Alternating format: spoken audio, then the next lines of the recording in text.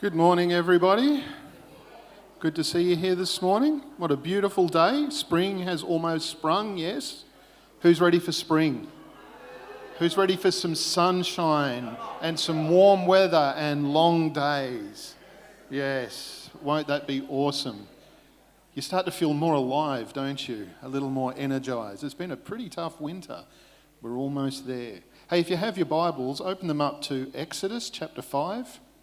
Exodus chapter 5, you can also see this in your notes app that's been pre-populated with a bit of an outline for you this morning. Well, this morning I'm talking about the battle between before and after. Anyone else like before and after stories? Yeah. In only 2 weeks, John lost 2 weeks. That's inspirational. This is one of my favourites, so the next one seems legit, doesn't it? Don't know what they were advertising there, but a bit of a fail. Anyway, I actually do like the genuine before and after stories. I love it when I see people sort of saying they're setting out to accomplish something and then actually doing it. I had a friend on Facebook who set out to lose 45 kilograms. And posted a photo of himself and before, afterwards, and the transformation was absolutely amazing. And another friend who went from doing zero exercise to becoming a triathlete, even competing in the Hawaiian triathlon from nothing. That's a bit of a transformation, isn't it? But we love these stories, right? And the reason we love to hear these before and after stories is because they're inspiring, right? Aren't they? They're inspiring. I don't know about you, but it gives me hope that if you want to change something, if you want to set out and do something, you can, right? Agreed? You know, you see this, you see the outcomes and you think, wow, well, if they can do that, then maybe I could do this. The other reason I think that we love it, though, is because we didn't have to live it. Yeah? We didn't have to go through the bit in between before and after. And what I struggle sometimes with some of these stories is we see the before and we see the after, but we rarely hear about the bit in between. We often don't hear about how difficult that actually was. Now, I get it. Some of that's personality driven, right? There are people who go through life and nothing is a problem. Does anyone know people like that? You know, they hit obstacles and stuff like that, but it's just an obstacle. It'll be fine, like, right? Then there's the rest of us and the world is coming to an end, right? You know, like that, we're those people. But we often don't hear about the fact that there were setbacks, there was struggles, there was pain, there was cost, there was discouragement, there was all sorts of things going on in that time. It wasn't just, I've decided to do this, I set my mind to it, I did it, and here we are. No, there was a real struggle along the way. And the thing we need to understand, though, is that the battles that we face, whatever it is that we set out to achieve, whatever it is we set out to do, or the changes we seek to make in ourselves or in our relationships or the goals we want to achieve, there are going to be the battles that go with that. But then the biggest battles, though, that we will come up against will be the ones that go on up here, right? It'll be the mental game. It's the stuff that goes up on here that is usually the thing that takes us out. And so today I want to look at the idea that in addition to the challenges that any journey of transformation or change or achievement takes and all the logistics and the practicalities around that, in addition to that, whatever that is, we're going to have some battles to fight up here because in addition to just the normal challenges, we have to understand that as Christians, as Jesus followers, that we have an enemy who is implacably opposed to us making any transformation and any change positive whatsoever, right? We have someone who does not want us to move forward in any way in life, to progress, to become stronger in our faith, to become better people, have stronger relationships, achieve things, make a difference in the world. This person is implacably opposed to us making that progress, and he wants to stop our before becoming an after. And I want to look at the story of the Exodus as a bit of a framework for this morning, because here we can clearly see a pattern in the initial stages of this story. And the other reason I want to use this story is because it is a type, right? It is a type. In the Bible, typology is used. Certain things prefigure or foreshadow other things. And the whole Exodus story is a type, a prefiguring, a foreshadowing of our deliverance story through Jesus. And so Moses is a Jesus character who is about to lead people out of captivity into the promised land. And Pharaoh, he's also a type. And he's the type of the enemy who actually wants to keep us trapped in slavery and captivity. So in Exodus chapter 5, we're going to read it in a sec, but let me give you a very brief backstory on this so you know where this is coming from. The Israelites, right, God's people, they find themselves in Egypt as slaves at this point. Now, it's been about 400 years since Joseph. You know the Joseph story. You know, he goes there, he goes through some stuff, becomes the prime minister. His family eventually come over, they settle in Egypt, and this all grows. And so his family's now, about 17 generations later, the Israelites have grown exponentially. They've multiplied exponentially. There's lots of them. They've not only grown, but they've morphed down the social structure, and they have now become slaves of the most powerful nation on earth, and they're being treated very badly. And so they begin to cry out to God. They begin to cry out. And God taps a guy on the shoulder called Moses, and he says, this is not what I want for my people, and I want you, Moses, to be the one to lead them out into the promised land. Now, Moses goes through a whole process, as you know, of protesting and saying, I'm not the right person for the job, and then somehow decides, yeah, maybe I will, I'll have a crack at it in my own way, and things go awry, and he has to run off and hide in the desert for 40 years before he finally comes back. Just on that, sometimes things take time, you know, right? So you need at least 40 years up your sleeve between whatever it is you set out to achieve and achieving it, all right? So 40 years. So anyway, he ends up being silly. He's 40 years on the run in the desert, and finally he ends up back in Egypt doing the thing that God had sent him to do. So we'll pick it up in chapter 5, verse 1. Afterwards, Moses and Aaron went to Pharaoh and said, this is what the Lord, the God of Israel says, let my people go so that they may hold a festival to me in the wilderness. Some translations say that they may worship me in the desert, right? That's what some of them say. And Pharaoh said, who is the Lord that I should obey him and let Israel go? I do not know the Lord, and I will not let Israel go. Then they said, the God of the Hebrews. Interesting. Here's Moses and Aaron representing this God, and they go, their God, that guy's God. And we'll see why they said that in a minute. The God of the Hebrews has met with us. Now let us take a 3-day journey into the wilderness to offer sacrifices to the Lord, or he may strike us with plagues or the sword. Like, he's going to get cranky if you don't let us do this. And it turns out that the Pharaoh's answer is still, no, that's not going to happen. The first thing I want us to see in this is that one of the big tricks the enemy will use to discourage you from getting from before to after is he will, as a priority, deny you time to worship. Now, that sounds like a really religious, churchy, impractical thing to say, but bear with me and you'll see why this is important. By worship, I don't just mean singing songs to God, right? Although that does include that. What we did this morning was worship, but worship is much broader than that. There are a number of words from which we derive our word worship, and they all mean different things. And I think if you could kind of summarise it, it kind of means a familiarity or a posture of familiarity before God. It's an awareness of God and a growing awareness of God and your position and yourself before that God, right? That's it. And we can attain that in any number of ways. You know, we're not...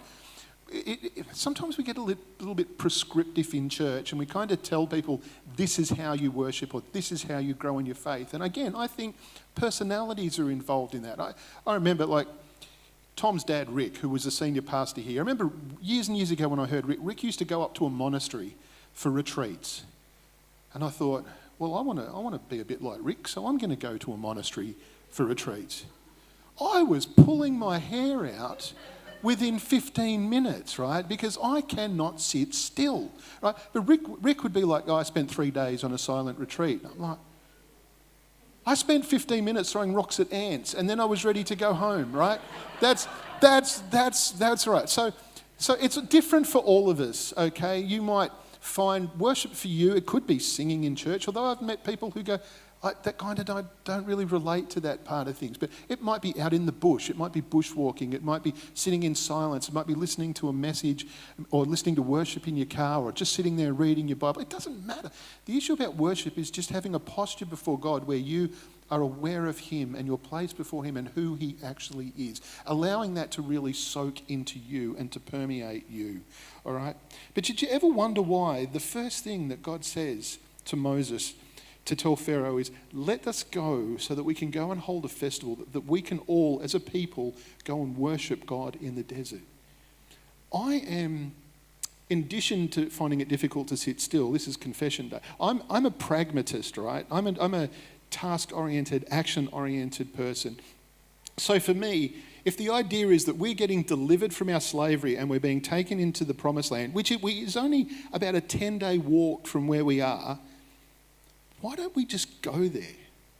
Why do we have to go and have a festival, like, some sort of hot splendor in the grass over here in the Egyptian desert, right?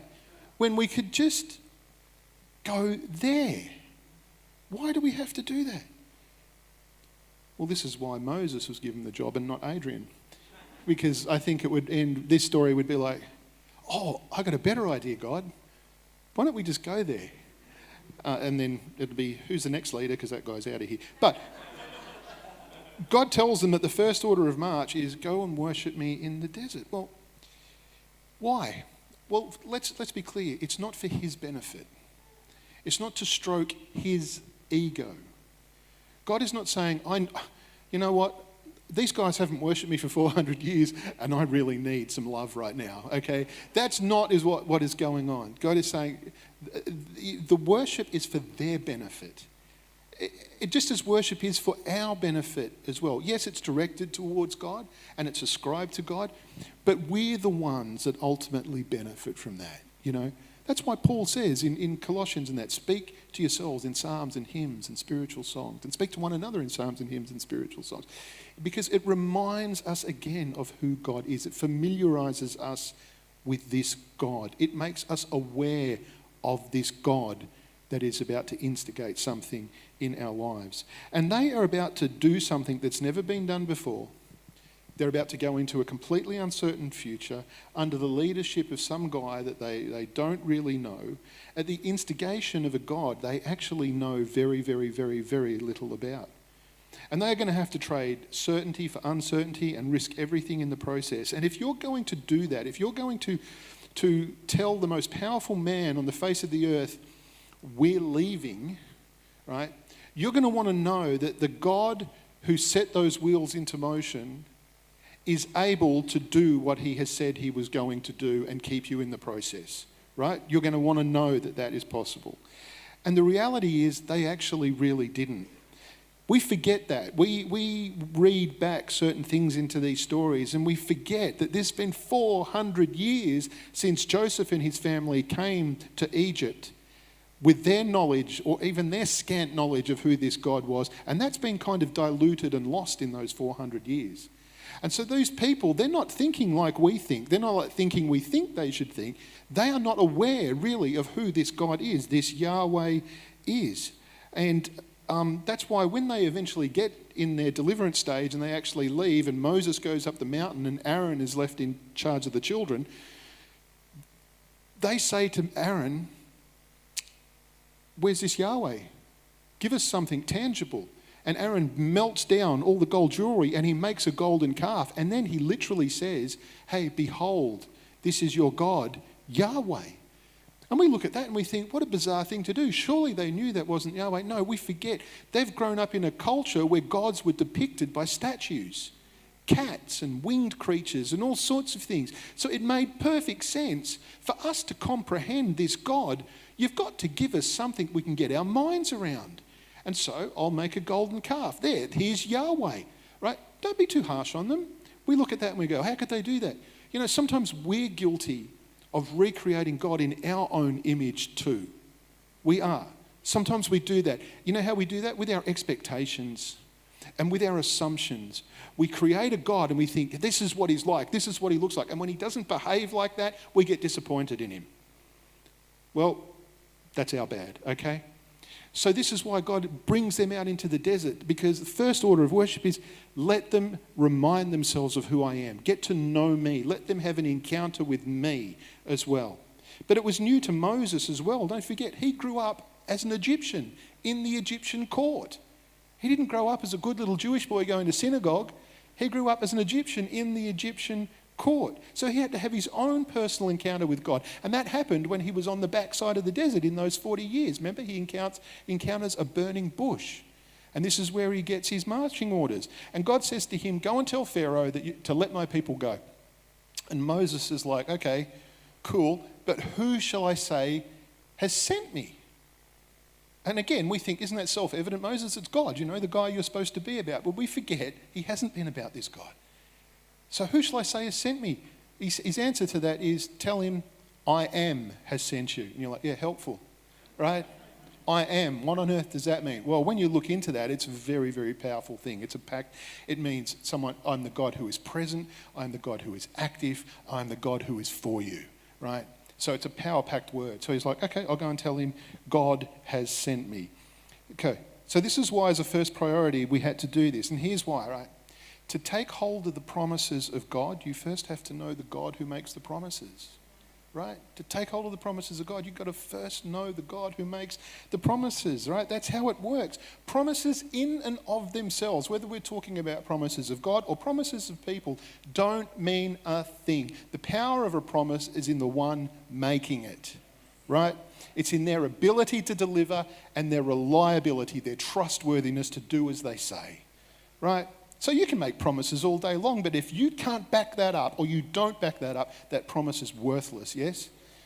So this is why we're going into the desert. You're going to get to know me. You're going to be exposed to me and find out the God I am, because if you're going to believe me for the things I'm going to tell you to do and the things I'm going to ask you to do, you're going to need to know that I can do them and I can be trusted to do as I say. Okay? To know the promises of God, to hold on to those promises of God, you've got to know the God that makes those promises, which is why worship and focusing on God is so important, even in our personal private life. Because when push comes to shove and the time comes for us to believe, we're going to have to lean on something. And you know what we're going to have to lean on? Our knowledge of God, our understanding of God. And if it's not a good understanding, then we've got nothing to lean on whatsoever, have we? See, faith is essential to movement of any kind, but it's not faith in faith. It is faith in God, right? Not faith in faith. Faith does not come through trying to have more faith.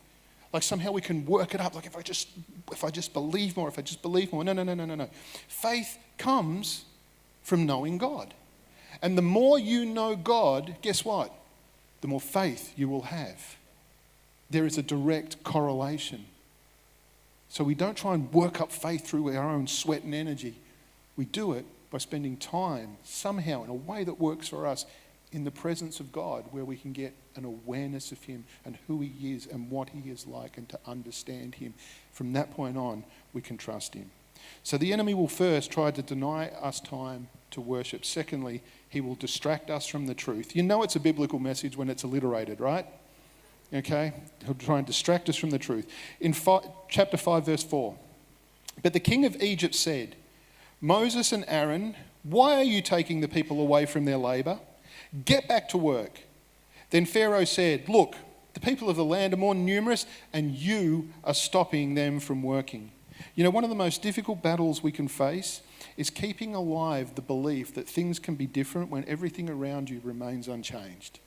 Right? That is one of the most difficult battles we can face. So Pharaoh's strategy here was quite simple. One, keep them from worship, deny them the ability to get to know this God. Secondly, distract them from thinking or believing or hoping that things could be different. He says, the people of the land, the Israelites, are now numerous and you are stopping them from working. Israel, as I said, had increased over those 400 years exponentially. There were lots of them. And you would think that might be a threat to Pharaoh in one way, because numerically they were becoming so many. But Pharaoh was not afraid of the numbers. Just for him, it represented more free labour. He was worried, however, that they would wake up to the idea that maybe they didn't have to be slaves anymore. So here's the thing. A great mass of people is not a problem to keep in check, provided their mindset keeps them bound. right? It doesn't matter how many people, it doesn't matter how much they've got, how many resources, it doesn't matter. As long as they continue to think that they are slaves, they will always be slaves. I don't know if you've seen these experiments, they're old, but they'll put a flea in a jar. And fleas can jump really, really, really long way in comparison to their bodies. But they put a flea in a jar and they put a lid on it. And the flea, hits his head on the jar multiple times on the lid. And after a while, they take the lid off. And you know what the flea does? It never jumps out of the jar. So the lid has been removed, but the flea will never jump out of the jar. You know why? Because the flea has convinced itself it can only jump that far now. And so that's as far as it can ever jump. When in reality, if it really wanted to, it could jump the hell out of that jar, right? And you see it with elephants too. Sometimes they put a chain on an elephant's leg to a stake and it just walks in this circumference. And they do that long enough and then they take the chain off. And you know what the elephant does? It never leaves the distance. It just walks in that circumference because, again, it has been conditioned to believe this is the boundary of my world. This is as far as I could go. And that works on people too.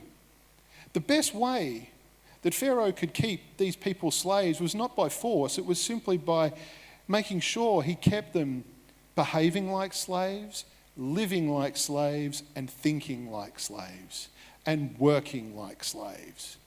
Because as much as anyone wanted to introduce some other idea that maybe it didn't have to be this way, they would look at their reality, they were so deep in that reality that they couldn't comprehend that something else could be different.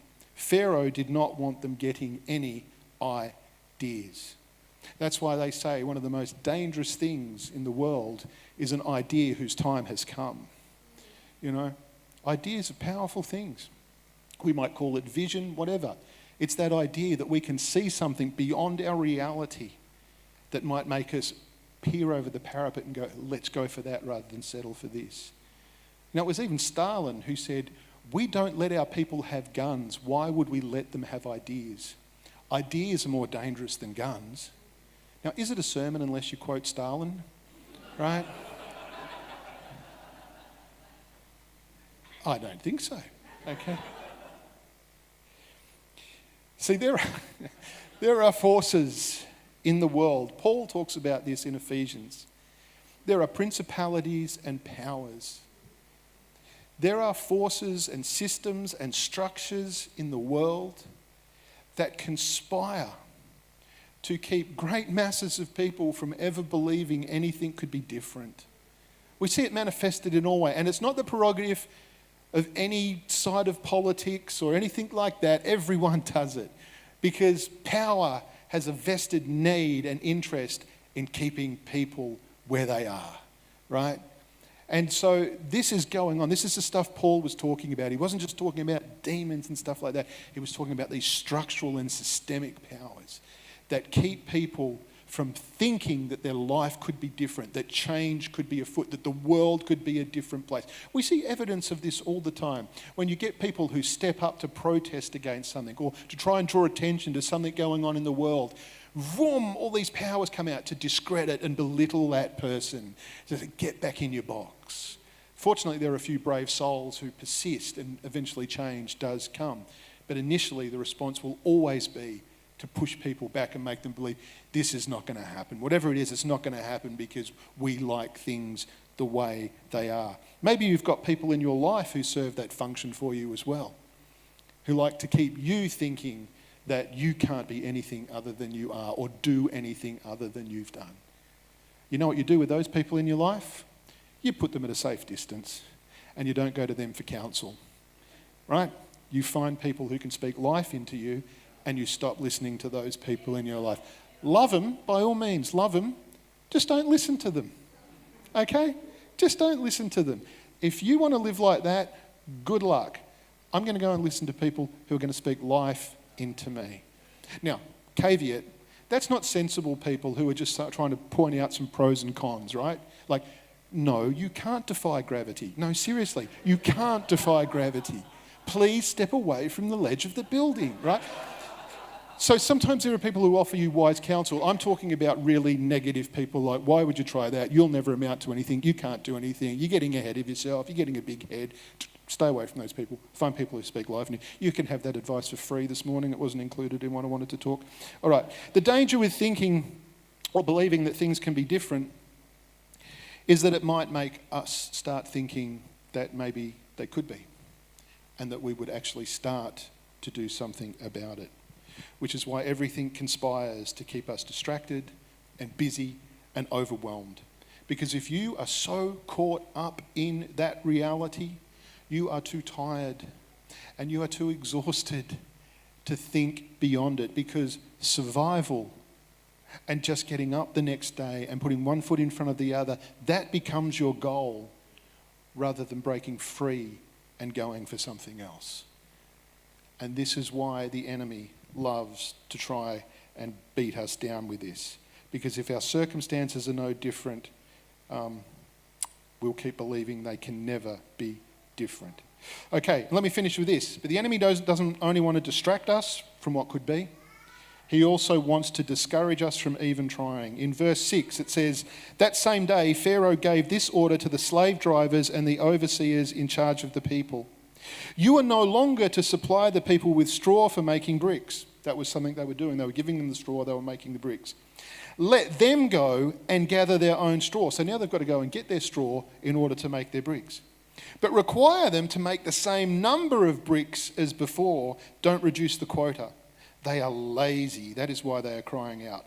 Let us go and sacrifice to our God. Make the work..." And why they are crying out, "Let us go and sacrifice to our God." Sorry, that quotes around that. "Make the work harder for the people. Make the work harder for the people so that they keep working and pay no attention to the lies." I need new glasses. All right. Now Moses tells them that God is actually going to free them. That they are going to be delivered. Slavery is not going to be their lot in life. They have a better future and it's in the promised land and they're going to be a people and a light to the nations, all of this sort of stuff. And the first things that happens is their slavery gets harder. The first thing that happens is, has anyone ever found that? That when you set out to do something, the first thing that happens is a setback. The first thing that happens is someone complains, something goes wrong, your situation actually gets worse. What's your reflexive response to that? Whoops, I've made a mistake, I need to not persist with this, right? That's usually mine.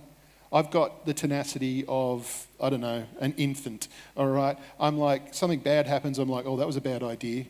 Rather than, hey, that was some resistance, that was a bit of a pushback, keep going. No, I'm like, no, too bad, I'm out of here, okay? So the first step is often a setback of sorts. So if I was Moses, I'd be like, oh, wow, I got this so wrong. Like, I've just so got this wrong. Everything's worse. I might just go back to being a prince in the court and just keep my mouth shut, whatever. I would be so like that. See, because I want my journey to take a very specific trajectory. And that trajectory is always up and to the right, okay? It's always up and to the right. I want things to go from bad to good, quite systematically and smoothly and consistently. I want it always to be moving in the improvement direction, towards that thing that I've set out to do. I want my circumstances to fall in line with where I'm going, because I need that reassurance, I need that validation, I need that confirmation that I am on the right track. But don't be surprised if things go from bad to worse. Don't be surprised if things get worse first before they get better. Things almost never go in a straight line. What is the temptation then when that happens? Well, to give up, to freak out, to question everything, to say it's futile. And this is the bit in people's before and after stories that I would love to have more time and attention spent on. Rather than show me the before and the after shots, tell me about the bit in between. And tell me in all the gory detail, please. Because I need to hear that.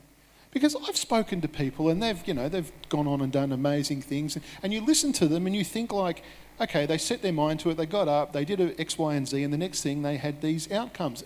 But you go and talk to them and you find out, no, things went terribly wrong. I got really depressed. I was attacked by a whole bunch of people. My marriage nearly broke up. Blah, blah, blah. There's all this stuff in the middle. I'm like, then why don't we talk about that? Now I get it, right? We don't want to glorify the downer stuff, okay? We don't want to draw attention to that. But isn't it helpful to know that the struggle is real and it happens for everybody? Isn't it helpful when people can get up here and go, you need to understand, I know I look like I've got it all together and it all works out, but the reality is there are times where I don't think like that at all, I don't feel like that at all, and it certainly doesn't work out like that at all. That starts to normalise our experience, doesn't it? We start to feel like I'm not such an anomaly, something hasn't gone wrong. This tends to be a fairly typical pattern when people set out to change or to do anything. Anyway, in verse 19, I'm just going to finish, I'm going to go quickly. In verse 19, life got so hard for them, it made things so much harder for them that they started to say to Moses, why did you have to start this? Why didn't you just leave well enough alone? We were fine, but now all we've got is all this extra trouble and misery. This is revisionist history going on in here. They have forgotten that this is happening because they were the ones that were crying out to God saying, do something, deliver us. And now, because things have suddenly got harder, they've experienced this initial pushback and resistance to what they're trying to do, they're going, we just want to go back to being slaves. Being slaves was cool. We were fine with being slaves. You've made life difficult. We just want to get back to making bricks and being treated really badly. Like, that was a good life. Like, revisionist history because things have got tough. You see how these mind games work? They start to think, oh, we had it good, which is Pharaoh's going, yeah, you've got it good, just stay slaves. And Moses has introduced the idea, no, you don't have to be. Yes, you've encountered resistance. Yes, things have got tough, but this isn't the end of the game. But anyway, it says this.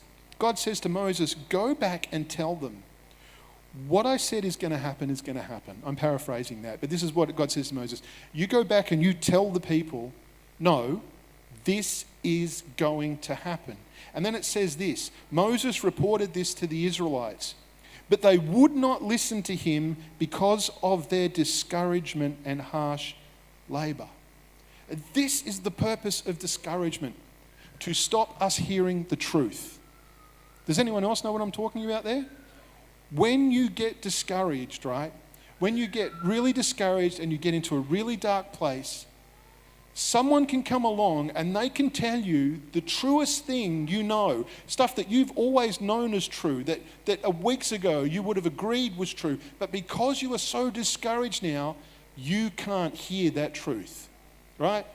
You get into that place where you just cannot hear that truth. It becomes a little bit of white noise to you. You ever been there? Man, I tell you what, in the last 2 years, I've been living there a lot. I'll be quite honest. There's stuff that I know, there is stuff that I've preached. People will quote me back to me sometimes and I'm like, shut up. Why do you listen to me? Okay? Don't you know I'm just preaching when I get up here? I don't mean it, all right? That's not true.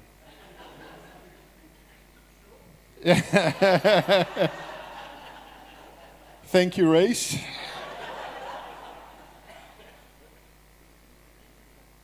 But honestly, I have. You know, this thing that I've been going through, it can get pretty dark sometimes. And people mean well and they come along to encourage me and they tell me, you know, nothing's impossible for God, Adrian. He can still do this. And I'm like, yeah, but I'm the one looking at all my test results and I'm telling you, it doesn't look like it or feel like it from where I'm sitting. And so that's just bouncing off my head right now. I'd love to tell you that I suddenly become that man of faith and is like, oh, of course I believe that. There are days where I do believe that. There are lots of days where I don't believe that too. But here's the thing. Here's the key in all of this. Whether you believe it or not, right? That can be important. But even more important than that is whether you persist or not. And so here's the thing, guys. I'm still here after 2 years. I'm still doing what I do. Even though there are days where I'm like, I don't feel like doing this. I do it because I'm not giving up, because even though I don't feel like it's true, I know it's true, right? And sometimes we just have to act on our knower, right? Sometimes we just have to go, I don't have to feel it. I don't even have to believe it in the sense that I feel like it's got some sort of hold on me. I just know it's true. I just know it's true. It's sometimes it's like, I think it was Dave was mentioning last week, the disciples who left Jesus. You're like, do you want to go too? Where else am I going to go? Who else has the words of eternal life? Sometimes it's like, what are my options? I either believe this or I don't. I give up. No. So even if we don't feel it, even if discouragement means that, those words kind of just land with a bit of a thud on us, or they fall onto that hard soil and they don't get into our heart, we still have the volition to be able to go, but I choose to persist anyway. I choose to persist anyway.